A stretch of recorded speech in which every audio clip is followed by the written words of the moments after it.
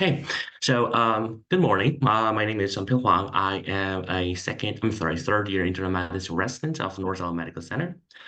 Today, I'm going to present a very interesting and a very rare case of the cancer metastasizing into another pre-existing cancer. So let's get to know our patient first. Our patient is a female 53-year-old, oh, I'm sorry, female 53-year-old patient. The reason why the patient decided to come to the ER because the patient had persistent knee pain after a fall and also worsening right shoulder pain. The patient reported that she did not have any fall on the right side or there's no any shoulder trauma whatsoever, but the pain started gradually for several weeks. The patient only had mild tenderness on the anterior knees and the right shoulders. On review system, the patient did not report anything, and there's no any evidence of skin changes, including erythema and swelling. The patient did not have any past medical history because the patient had never followed up with any primary care physicians, so she was pretty unaware of her health status. Since the patient had bilateral knee pain, the patient underwent knee X-ray, which was unremarkable.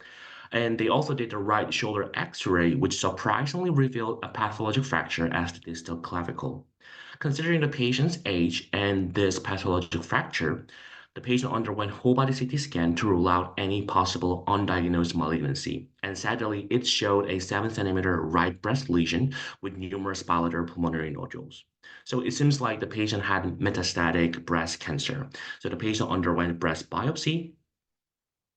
Right breast biopsy showed ER positive, PR negative, and HER2 positive ductal carcinoma.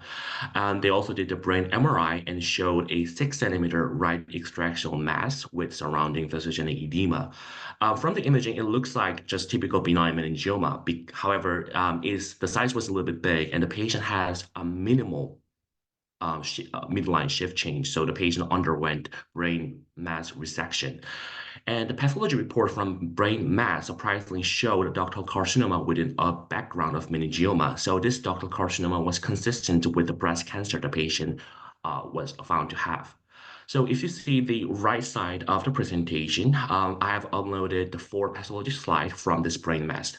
The first one on the left top is just a basic H&E staining from the brain mass, and it shows the typical psammoma body, which is really consistent with meningioma, but also there's a carcinoma changes. So on the right upper one is the immunohistochemical staining with cytokeratin showing the carcinoma changes. And also the left lower side is immunohistochemical staining with vimentin, which is specific for meningioma, which was also positive. And the last one on the right lower one was immunohistochemical staining for ER positive receptor, which was positive. So through all this pathology report, the patient was found to have meningioma and the breast cancer metastasized into this meningioma. So the patient started on neoadjuvant chemotherapy and followed by bilateral mastectomy and radiation therapy. So this is very interesting and this is very rare case. Even though there's only like 1 or 2 case report on PubMed about the cancer metastasizing into another cancer, but I'd like to increase the awareness of this phenomenon because it still can happen.